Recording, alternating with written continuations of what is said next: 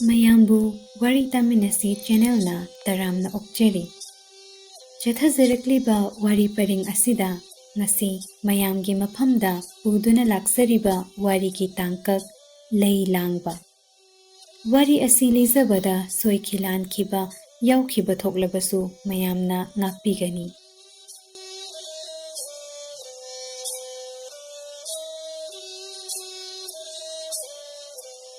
Kumsidi kalengi humni panba ningthokaba numitta kumjal thazalaga nongmata chingu thangjing haraugani leirang lehul tamgani haina leibak sinba thungna leikai lakpana pau chele numit asida khunthak khunkhagi lairoi hanjaba khamba nongban anina hekluba singel leirang singdu chingu thangjing khuyada leirang lehul tamlaga gege khunjaugani moirang chakhonga hongani leibak ningthau mara tapna pangani khanduna angam athau phamnaiba pumnamaksu tara chakngal charaga mathwai nungaina laibung kanarakle chingu thangjing harauba yengadabagi ningol mau pakhang leisabi naha ahal khaktana mana pamjaba phizet leiteng taru tanana setuna laknari keke moirang leibaki harau mathoi kanaba nungai mapung phanaba numit asida awaba taraba asi ananangba miyoi khara natana miyamdi chingu thangjing khurumba harauba yengba laknaki angom khadrakpagi mapari atha kongyamba marau chauba nongbando ningthaupi manapi amatta watana ahanba phizet leiteng setlaga taloi mangana tungda thang manai sauraga loinana Lei Langba lakle moirang ningthau purit lai chingkhu tel heibasu manai masanna thogal tauraga mongleng lakle ibe masangai nganbi manga su thunglare wango ningthau chingkhuna ha tel heiba yangba na ha panjumbasu masanau ibe matara mathoiga loinana thunglare wango ningthaugi mamomloi amata pokpi thadoi thoibi su manai senu achan biga loinana ayuk anganbadagi uti samkhong teng chenghi samba lang sakyeng mingsil mangda tha nura mirel laktuna khuga nanbi wagi samjet tonan bina samlang mapung thina hatlakle konda phairel igumbi lutung taba samlangna tungda lengpak yeina thadare seloi uchan managum na pakuppa samlangsu sambum amata yethande samlang amata choihande awup langi mawongum lumang taba samlangdo singel thamba leirikkum jum tarakle samlangi marakta lotuna thazagum ngalibi maithong thambal phajaba chinglo saktamdu ubada mitpham hongba ngamdabi yengbagi penba naidabi mazai bemani nuragi pisum tongdam tababu yenglabasu khoiba khutsu lirung mawongni ningolgi natol chirai anida humang irik kabadi thoiding mapalgum ningthijabini Sarangthelgi hairang tayal amunbagum phajarabi chinbana khurum momon noglakpada tausing kaphoi marugum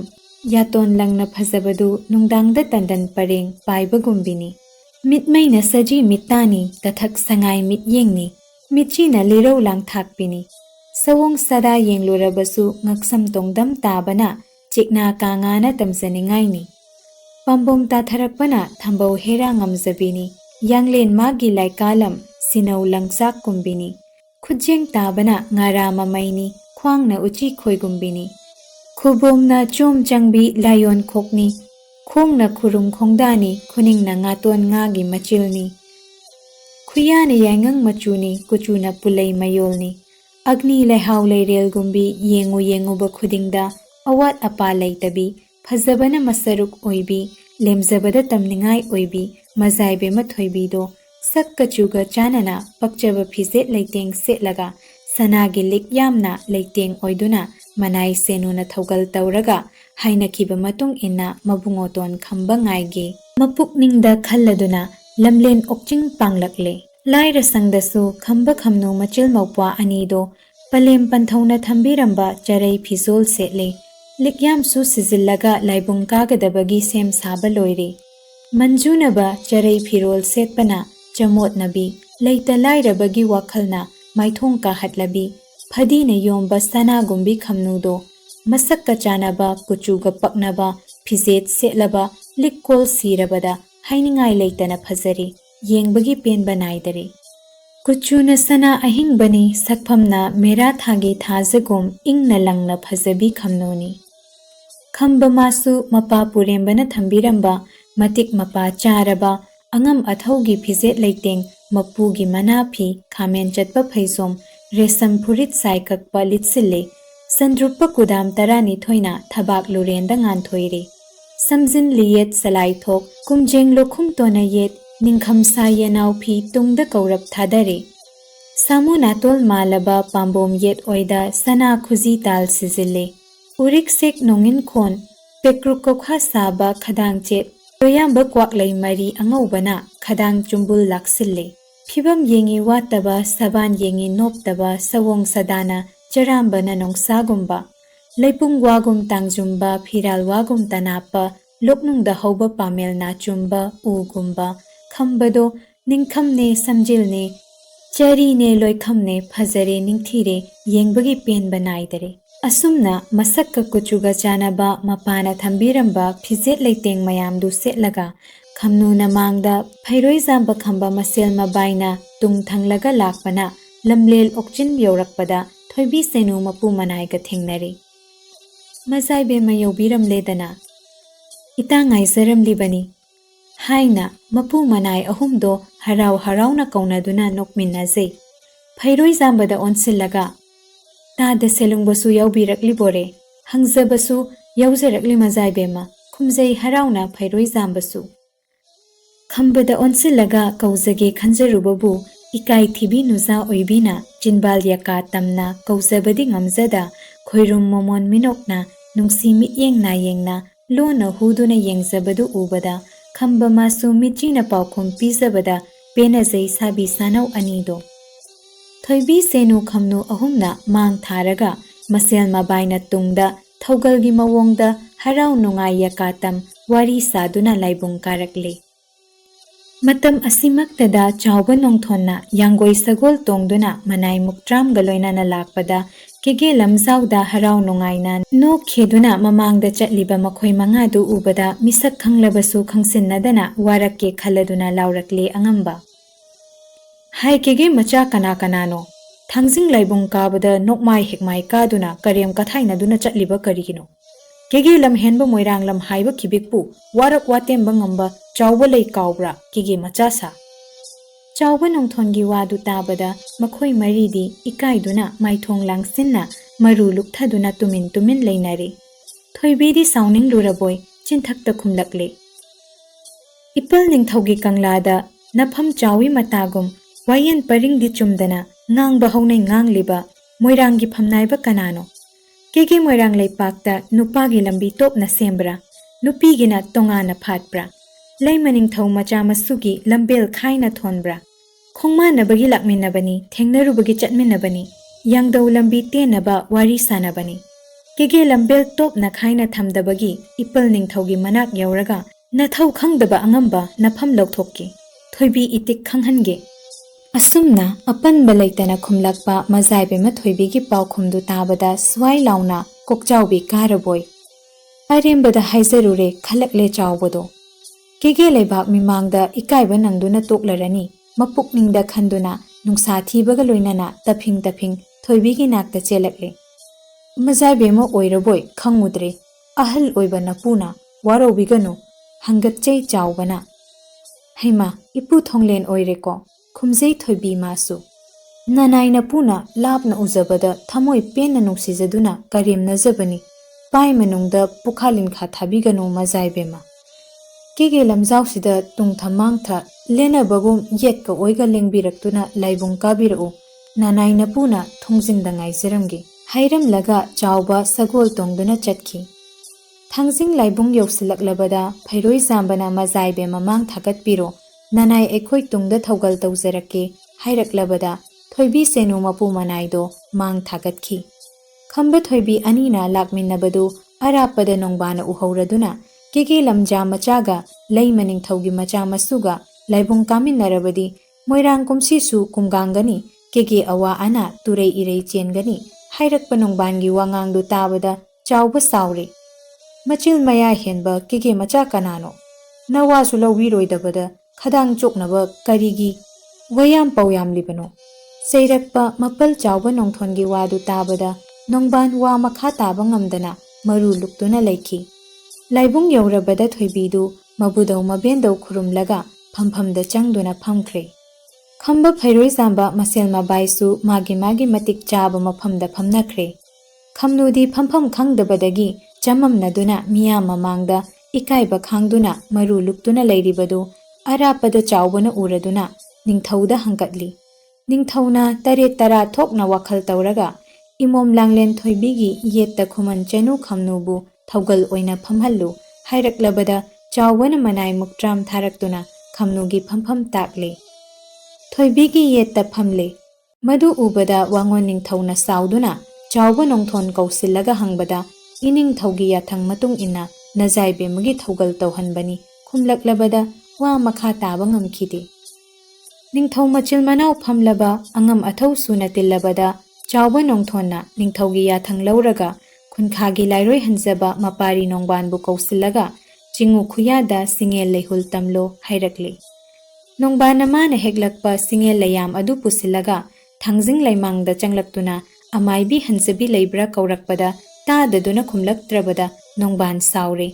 ꯑꯍꯨꯝꯂꯛ ꯍꯟꯅ ꯀꯧꯔꯛꯂꯦ꯫ ꯑꯃꯥꯏꯕꯤ ꯍꯟꯖꯕꯤ ꯊꯣꯔꯛꯇꯨꯅ ꯏꯃꯥ ꯂꯩꯔꯦ ꯈꯨꯝꯖꯕꯕꯨ ꯅꯅꯥ ꯇꯥꯗ꯭ꯔꯥ ꯇꯨꯝꯗꯨꯅ ꯂꯩꯕ꯭ꯔꯥ ꯆꯩꯕꯤꯔꯦ ꯂꯩꯕꯥꯛ ꯃꯤꯌꯥꯝ ꯃꯃꯥꯡꯗ꯫ ꯅꯣꯡꯕꯥꯟꯕꯨ ꯀꯤꯕꯗꯒꯤ ꯁꯥꯎꯅꯤꯡꯂꯕꯁꯨ ꯃꯆꯤꯜ ꯊꯣꯛꯅ ꯈꯨꯝꯕ ꯉꯝꯗꯕꯤ ꯑꯃꯥꯏꯕꯤ ꯍꯟꯖꯕꯤꯗꯣ ꯃꯊ꯭ꯋꯥꯏ ꯅꯨꯡꯉꯥꯏꯈꯤꯗꯦ꯫ ꯑꯃꯥꯏꯕꯤꯅ ꯅꯣꯡꯕꯥꯟꯅ ꯍꯦꯛꯂꯛꯄ ꯂꯩꯔꯥꯡꯒꯤ ꯃꯔꯛꯇꯒꯤ ꯐꯖꯕ ꯂꯩꯔꯥꯡ ꯈꯜꯂꯒ ꯊꯥꯡꯖꯤꯡ ꯑꯃꯗꯤ ꯀꯣꯏꯔꯦꯜ ꯂꯩꯃ ꯑꯅꯤꯗ ꯀꯠꯇꯨꯅ ꯈꯨꯔꯨꯝꯂꯦ꯫ ꯆꯤꯉꯨ ꯈꯨꯌꯥꯗꯒꯤ ꯂꯩ ꯃꯄꯣꯞ ꯈꯔ ꯂꯧꯊꯣꯛꯂꯒ ꯂꯩ ꯂꯥꯡꯅꯕ ꯅꯣꯡꯕꯥꯟꯗ ꯄꯤꯔꯦ꯫ ꯅꯣꯡꯕꯥꯟꯅ ꯂꯥꯏꯗ ꯀꯠꯄ ꯂꯩꯔꯥꯡ ꯑꯗꯨ ꯂꯩꯌꯥꯝ ꯃꯊꯛꯇ ꯍꯥꯞꯆꯤꯜꯂꯒ ꯃꯄꯨꯒꯤ ꯅꯥꯛꯇ ꯆꯪꯂꯛꯇꯨꯅ ꯅꯕꯨꯙꯧꯒꯤ ꯂꯩꯃꯜꯅꯤ ꯍꯥꯏꯅ ꯐꯖꯔꯕ ꯂꯩ ꯃꯄꯣꯞ ꯑꯃ ꯈꯜꯂꯒ ꯅꯤꯡꯊꯧꯗ ꯄꯤꯔꯦ꯫ ꯐꯖꯔꯕ ꯂꯩꯔꯥꯡꯒꯤ ꯂꯩꯁꯛ ꯑꯗꯨ ꯎꯕꯗ ꯂꯩꯔꯥꯡꯒꯤ ꯃꯃꯤꯡ ꯍꯪꯕꯤꯔꯛꯂꯦ ꯃꯄꯨꯅ꯫ ꯅꯗꯥꯏꯔꯦꯝꯅ ꯂꯥꯡꯖꯔꯤꯕ ꯂꯩꯔꯥꯡꯁꯤ ꯉꯥꯏꯕꯣꯡꯊꯦꯜꯒꯤ ꯂꯣꯛꯃꯥꯡꯗ ꯂꯩꯔꯥꯡ ꯂꯩꯁꯥꯠ ꯇꯝꯈꯤꯕ ꯊꯥꯡꯖꯤꯡ ꯆꯤꯡꯃꯥꯏꯗ ꯑꯣꯡꯈꯤꯕ ꯂꯩ꯫ ꯂꯩꯔꯥꯡ ꯂꯩꯈꯣꯛꯅ ꯄꯤꯛꯄ ꯁꯤꯡꯉꯦꯜ ꯂꯩꯇꯣꯟꯅ ꯄꯨꯡꯕꯅ ꯃꯥꯂꯪꯅ ꯌꯦꯟꯗ꯭ꯔꯩ ꯍꯨꯝꯕꯗ ꯂꯩꯔꯥꯡꯅ ꯑꯣꯏꯗ ꯆꯦꯞꯄ ꯂꯩ꯫ ꯈꯪꯉꯣꯟꯅ ꯑꯣꯏꯗ꯭ꯔꯩ ꯍꯨꯝꯕꯗ ꯁꯤꯡꯉꯦꯜꯅ ꯌꯦꯠꯂꯣꯝꯗ ꯈꯪꯖꯕ ꯂꯩ꯫ ꯃꯥꯂꯪ ꯃꯃꯥꯡ ꯈꯥꯡꯉꯝꯗ ꯈꯪꯉꯣꯟ ꯃꯃꯥꯡ ꯂꯦꯞꯉꯝꯗ ꯅꯣꯞꯅ ꯍꯥꯏꯅ ꯈꯪꯖꯕꯤ ꯏꯃꯥ ꯁꯗꯨ ꯂꯩꯅꯤ꯫ ꯅꯗꯥꯏꯔꯦꯝꯒ ꯀꯣꯂꯣꯏ ꯃꯤꯡꯃꯥꯟꯅꯕꯤ ꯀꯣꯡꯌꯥꯡ ꯂꯩ ꯂꯩꯔꯥꯡꯅꯤ ꯏꯅꯤꯡꯊꯧ꯫ ꯅꯣꯡꯕꯥꯟꯒꯤ ꯋꯥꯗꯨ ꯇꯥꯕꯗ ꯅꯨꯡꯉꯥꯏꯗ ꯀꯣꯡꯌꯥꯝꯕ, ꯅꯪꯒ ꯀꯣꯂꯣꯏ ꯃꯤꯡꯃꯥꯟꯅꯕ ꯀꯣꯡꯌꯥꯡ ꯂꯩ ꯂꯩꯔꯥꯡꯁꯤ ꯌꯦꯡꯕꯗ ꯐꯖꯩ ꯅꯤꯡꯊꯤꯖꯩ ꯍꯥꯏꯅ ꯅꯤꯡꯊꯧꯅ ꯄꯦꯟꯕꯤꯔꯗꯨꯅ ꯃꯅꯥꯏꯗ ꯄꯅꯥ ꯈꯨꯗꯨꯞ ꯄꯤꯕꯤꯔꯦ꯫ ꯁꯪꯒꯥꯏ ꯉꯥꯟꯕꯤ ꯃꯉꯥꯗꯁꯨ ꯐꯖꯕ ꯂꯩ ꯃꯄꯣꯞ ꯑꯃꯃꯝ ꯄꯤꯔꯦ꯫ ꯍꯔꯥꯎ ꯍꯔꯥꯎꯅ ꯂꯧꯔꯦ꯫ ꯃꯊꯪꯗ ꯋꯥꯉꯣꯟ ꯅꯤꯡꯊꯧꯒꯤ ꯃꯅꯥꯛꯇ ꯆꯪꯁꯤꯟꯗꯨꯅ ꯑꯇꯣꯞꯄ ꯂꯩ ꯃꯄꯣꯞ ꯐꯖꯔꯕ ꯑꯃ ꯈꯜꯂꯒ ꯅꯕꯨꯙꯧꯒꯤ ꯂꯩꯃꯟꯅꯤ ꯍꯥꯏꯗꯨꯅ ꯄꯤꯔꯦ꯫ ꯐꯖꯔꯕ ꯂꯩꯔꯥꯡ ꯑꯗꯨ ꯄꯥꯏꯔꯒ ꯀꯣꯡꯌꯥꯝꯕ, ꯉꯁꯤ ꯑꯩꯉꯣꯟꯗ ꯂꯥꯡꯂꯤꯕ ꯂꯩꯔꯥꯡ ꯑꯁꯤ ꯎꯕꯗ ꯑꯩꯒꯤ ꯄꯨꯛꯅꯤꯡꯁꯦ ꯄꯦꯜꯂꯦ꯫ ꯂꯩꯔꯥꯡꯒꯤ ꯀꯣꯂꯣꯏ ꯃꯤꯡꯂꯦꯟ ꯀꯔꯤ ꯀꯧꯕꯒꯦ ꯍꯪꯂꯛꯂꯕꯗ ꯃꯅꯥꯎ ꯏꯕꯨꯡꯉꯣꯅ ꯊꯋꯥꯏ ꯇꯥꯅ ꯆꯤꯟꯕꯤꯔꯕꯗꯤ ꯐꯝꯊꯣꯜ ꯀꯥꯕ ꯌꯥꯕ ꯂꯩꯔꯥꯡꯅꯤ꯫ ꯁꯤꯡꯉꯦꯜꯒꯤ ꯀꯣꯂꯣꯏꯅ ꯈꯣꯌꯣꯟ ꯈꯝꯕ ꯍꯨꯏꯊꯧꯕꯒꯤ ꯇꯥꯂꯣꯏ ꯑꯍꯜ ꯂꯩꯌꯦꯡꯍꯟꯕꯤꯒꯤ ꯅꯨꯄꯥ ꯈꯝꯕꯜ ꯂꯩ꯫ ꯇꯥꯂꯣꯏ ꯑꯇꯣꯝꯕꯤ ꯂꯩꯌꯦꯡ ꯈꯨꯕꯤꯒꯤ ꯌꯥꯏꯕꯤ ꯃꯥꯡꯕ ꯂꯩ꯫ ꯃꯔꯤꯡ ꯂꯣꯏꯕꯤ ꯍꯥꯎꯕꯅ ꯄꯥꯝꯅ ꯊꯥꯕ ꯂꯩꯅꯤ ꯍꯥꯏꯕꯒꯤ ꯍꯥꯎꯕꯒꯤ ꯃꯤꯡꯂꯦꯟ ꯂꯧꯔꯒ ꯊꯣꯟꯕ ꯂꯩꯔꯥꯡ ꯍꯥꯎꯔꯩꯅꯤ꯫ ꯈꯨꯝꯖꯩ ꯅꯣꯡꯕꯥꯟꯅ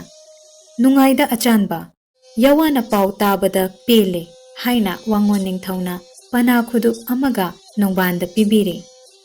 ꯃꯊꯪꯗ ꯊꯣꯏꯕꯤꯒꯤ ꯃꯃꯥ 12ꯗ ꯂꯩ ꯑꯃꯃꯝ ꯃꯊꯪ ꯃꯅꯥꯎ ꯅꯥꯏꯅ ꯂꯥꯡꯂꯦ꯫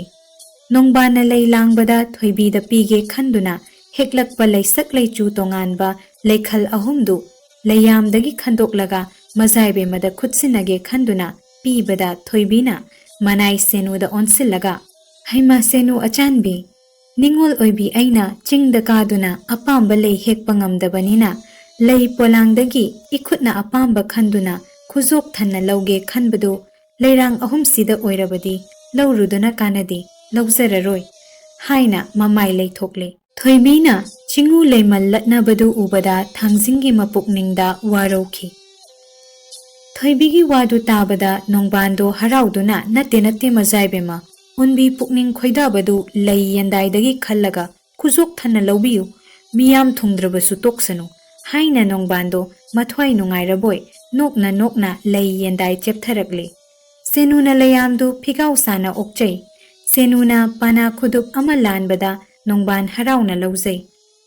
Asidagi mapa angom khandrakpa chawba thonglena chingba angam athau phamnaiba singda mathang lei piraga mamai thangda asuk yamba miyamda mipum thungna chattuna yenba ngamba honade khaladuna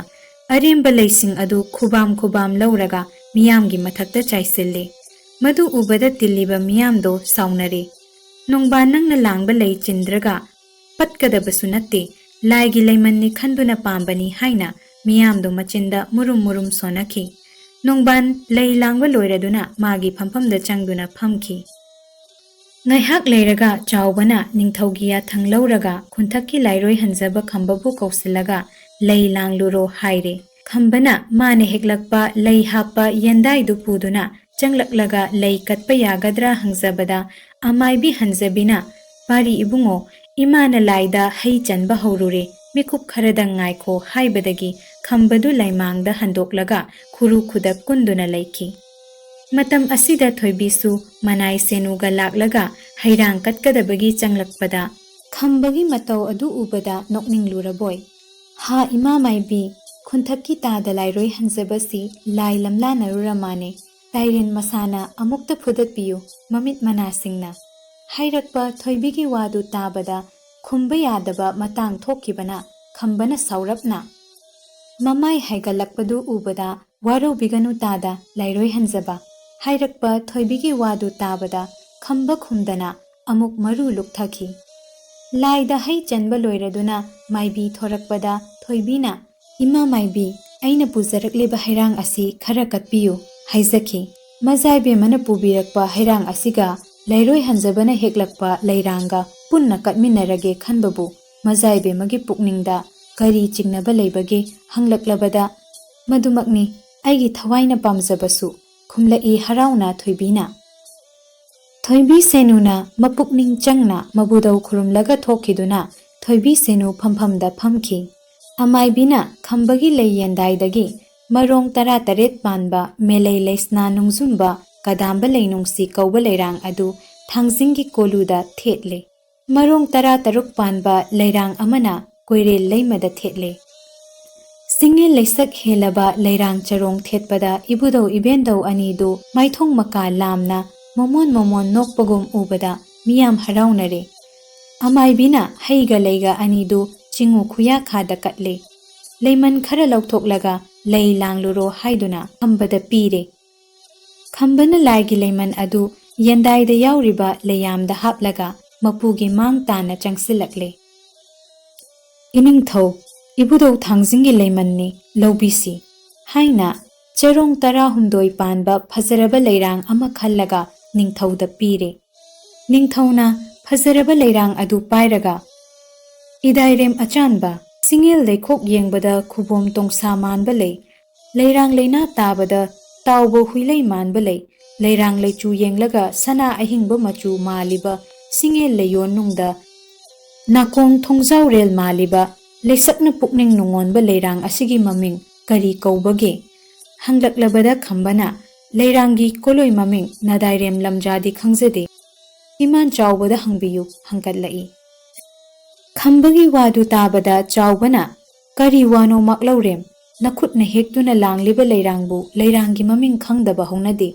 napukningda chingnadana mapu khuya khada nangna khangba leirangi mamingdu hangkatlu hairakpa maman chawbagi mapukning thaugatpa wadu tabada khamba mathwai nungaire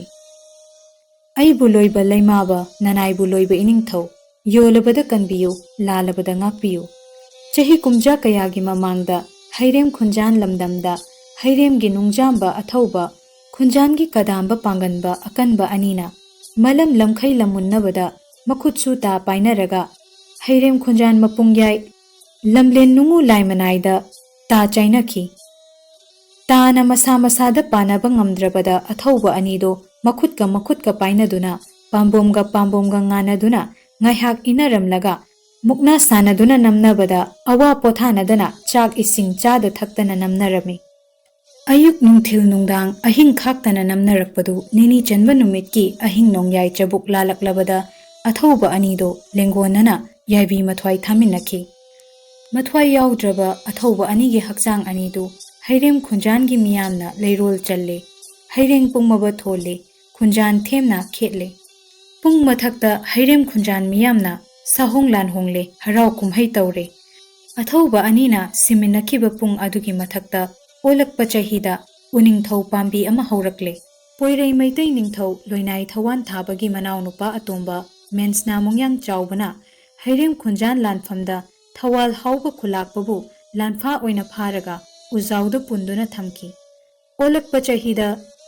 ꯊꯔꯥꯜ ꯈꯨꯂꯥꯛꯄꯅ ꯁꯥꯎꯈꯤꯕꯅ Meitei ꯂꯩꯕꯥꯛꯇ ꯂꯣꯏꯄꯣꯠ ꯀꯥꯔꯛꯇ꯭ꯔꯦ꯫ ꯃꯩꯇꯩ ꯅꯤꯡꯊꯧ ꯊꯧꯋꯥꯟ ꯊꯥꯕꯒꯤ ꯃꯅꯥꯎ ꯏꯕꯨꯡꯉꯣ ꯃꯦꯟꯁꯅꯥ ꯃꯣꯡꯌꯥꯡ ꯆꯥꯎꯕꯅꯦ,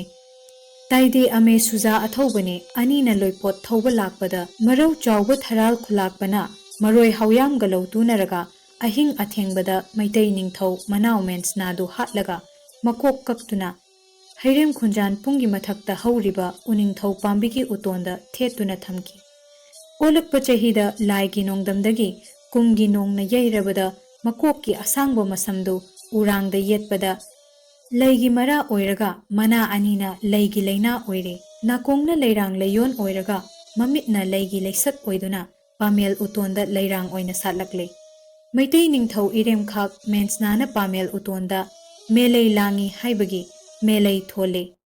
ꯃꯦꯟꯁꯅꯥꯒꯤ ꯃꯃꯤꯡ ꯂꯧꯔꯒ ꯂꯩꯁꯅꯥ ꯀꯧꯔꯦ꯫ ꯅꯨꯡꯖꯨꯝꯕ ꯀꯥꯗꯥꯝꯕ ꯑꯅꯤꯒꯤ ꯃꯃꯤꯡ ꯂꯧꯗꯨꯅ ꯅꯨꯡꯖꯨꯝꯕ ꯀꯥꯗꯥꯝꯕ ꯍꯥꯏꯔꯦ꯫ ꯂꯩꯔꯥꯡꯒꯤ ꯑꯄꯨꯟꯕ ꯃꯃꯤꯡꯅ ꯃꯦꯂꯩ ꯂꯩꯁꯅꯥ ꯅꯨꯡꯖꯨꯝꯕ ꯀꯥꯗꯥꯝꯕ ꯂꯩꯅꯨꯡꯁꯤ ꯊꯣꯜꯂꯦ꯫ ꯑꯁꯨꯝꯅ ꯂꯩꯔꯥꯡꯒꯤ ꯃꯃꯤꯡ ꯊꯣꯟꯈꯤꯕꯒꯤ ꯋꯥꯔꯤꯗꯨ ꯇꯥꯕꯗ ꯃꯄꯨ ꯃꯣꯏꯔꯥꯡ ꯅꯤꯡꯊꯧꯗꯨ ꯄꯦꯟꯕꯤꯔꯕꯣꯏ ꯃꯅꯥꯏꯕꯨ ꯆꯤꯡꯅ ꯌꯦꯡꯂꯒ, "ꯑꯆꯥꯟꯕ, ꯅꯪꯒꯤ ꯋꯥꯔꯤꯁꯦ ꯇꯥꯕꯅꯦ, ꯂꯩꯒꯤ ꯂꯩꯁꯛ ꯎꯕꯅꯦ, ꯊꯃꯣꯏꯁꯦ ꯄꯦꯜꯂꯦ꯫ ꯃꯇꯝ ꯅꯠꯇꯅ ꯁꯥꯠꯄ ꯃꯦꯂꯩ ꯂꯩꯁꯅꯥꯕꯨ ꯍꯦꯛꯂꯒ ꯆꯤꯉꯨ ꯊꯥꯡꯖꯤꯡꯗ ꯂꯩ ꯂꯥꯡꯈꯤꯕꯁꯤ ꯍꯌꯦꯡ ꯆꯥꯔꯣꯜ ꯁꯨꯔꯣꯜ ꯐꯥꯎꯕꯅ ꯈꯪꯅꯍꯧꯅꯕ ꯉꯁꯤ ꯀꯦꯒꯦ ꯂꯩꯕꯥꯛ ꯃꯤꯃꯥꯡꯗ ꯅꯍꯥꯛꯀꯤ ꯅꯃꯤꯡꯕꯨ ꯃꯦꯂꯩ ꯂꯥꯡꯕ ꯊꯣꯜꯂꯒꯦ" ꯍꯥꯏꯅ ꯅꯤꯡꯊꯧꯅ ꯃꯗꯥꯏꯔꯦꯝ ꯈꯝꯕꯕꯨ ꯅꯨꯡꯁꯤꯕꯤꯕ ꯆꯥꯟꯕꯤꯕꯗꯨ ꯎꯕꯗ ꯆꯥꯎꯕ ꯅꯣꯡꯊꯣꯟꯗ ꯅꯠꯇꯅ ꯂꯩꯕꯥꯛ ꯃꯤꯌꯥꯝ ꯄꯨꯝꯅꯃꯛꯁꯨ ꯍꯔꯥꯎꯅꯈꯤ꯫ ꯊꯣꯏꯕꯤ ꯁꯦꯅꯨ ꯑꯅꯤꯅ ꯍꯔꯥꯎꯕꯗꯨ ꯎꯕꯗ ꯈꯝꯅꯨ ꯃꯥꯁꯨ ꯊꯃꯣꯏ ꯄꯦꯟꯅ ꯅꯨꯡꯉꯥꯏꯖꯈꯤ꯫ ꯅꯤꯡꯊꯧꯅ ꯑꯇꯩ ꯐꯖꯕ ꯂꯩꯔꯥꯡ ꯀꯔꯝꯕ ꯌꯥꯎꯔꯤꯕꯒꯦ ꯍꯪꯂꯛꯂꯕꯗ ꯈꯝꯕꯅ ꯃꯔꯣꯡ 12 ꯄꯥꯟꯕ ꯑꯇꯣꯞꯄ ꯂꯩꯔꯥꯡ ꯑꯃ ꯈꯜꯂꯒ ꯅꯤꯡꯊꯧꯗ ꯄꯤꯔꯦ꯫ ꯂꯩꯁꯛ ꯍꯦꯟꯕ ꯂꯩꯔꯥꯡꯗꯨ ꯎꯕꯗ ꯂꯩꯔꯥꯡꯒꯤ ꯃꯃꯤꯡꯅ ꯀꯔꯤ ꯀꯧꯕꯒꯦ ꯍꯪꯂꯛꯂꯦ꯫ ꯏꯅꯤꯡꯊꯧ ꯈꯨꯃꯟ ꯅꯣꯡꯒꯥ ꯄꯥꯝꯕꯅ ꯃꯄꯥꯔꯤ ꯃꯃꯣꯝ ꯄꯣꯛꯆꯒꯦ ꯈꯜꯂꯗꯨꯅ ꯈꯨꯃꯟ ꯄꯣꯛꯄ ꯂꯥꯏꯅꯤꯡꯊꯧꯗ ꯀꯥꯏꯔꯩ ꯌꯦꯟꯒꯤ ꯌꯦꯔꯨꯝ ꯀꯠꯆꯩ꯫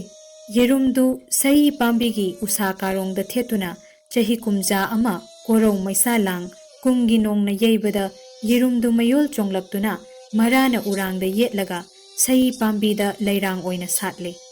ꯂꯩꯔꯥꯡ ꯂꯩꯈꯣꯛꯅ ꯄꯤꯛꯄ ꯁꯤꯡꯉꯦꯜ ꯂꯩꯇꯣꯜꯅ ꯄꯨꯡꯕ ꯂꯩꯔꯥꯡ ꯑꯁꯤꯕꯨ ꯌꯦꯔꯨꯝꯅ ꯑꯣꯟꯕ ꯂꯩꯅꯤ ꯍꯥꯏꯕꯒꯤ ꯌꯦꯔꯨꯝ ꯂꯩ ꯍꯥꯏꯅ ꯃꯤꯡꯊꯣꯟꯈꯤ꯫ ꯍꯪꯀꯠꯂꯛꯂꯦ꯫ ꯏꯗꯥꯏꯔꯦꯝ ꯄꯨꯔꯦꯝꯕꯅ ꯊꯦꯠꯈꯤꯕ ꯂꯩꯊꯦꯠꯐꯝ ꯆꯨꯝꯅ ꯂꯩꯔꯥꯡ ꯌꯦꯔꯨꯝ ꯂꯩ ꯊꯦꯠꯆꯔꯣ꯫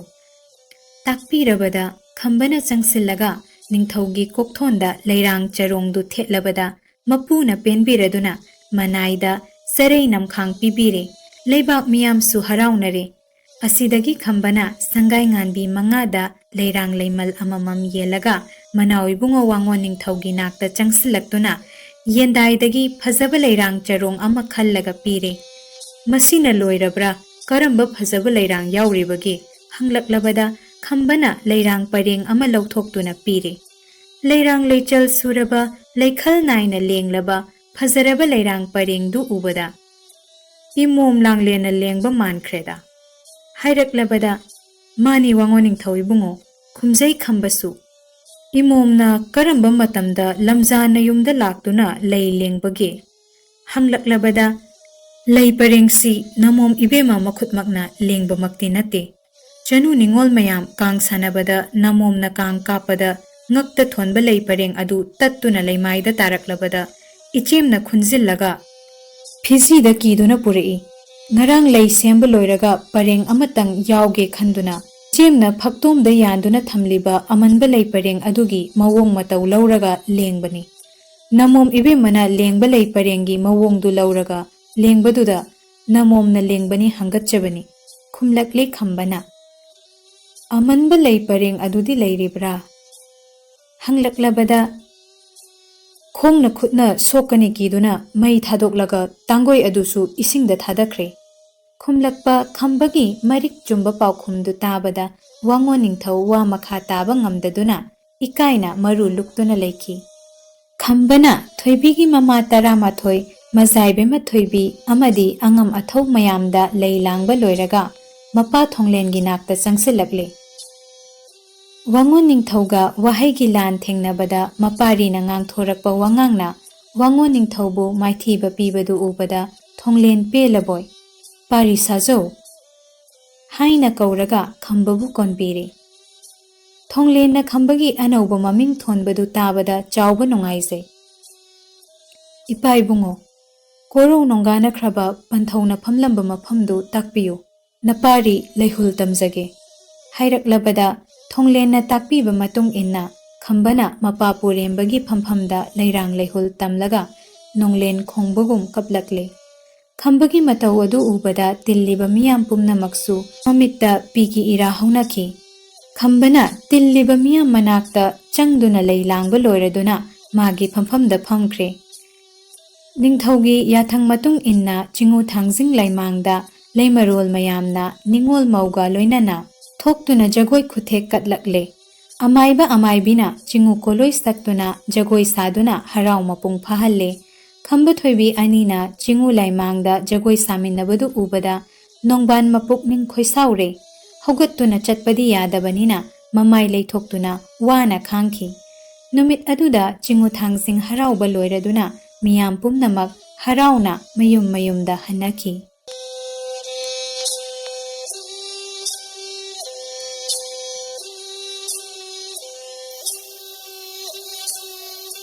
वारी असिगी मखाताबा सरुक मथंगी वीडियोदा सोइदना मयामगिदमक पुदुना लाक्सगे मयामना नौरिबा चैनल असिबु नुंगसिबिदुना लाइक शेयर अमदी सब्सक्राइब तौसिनबिरमु।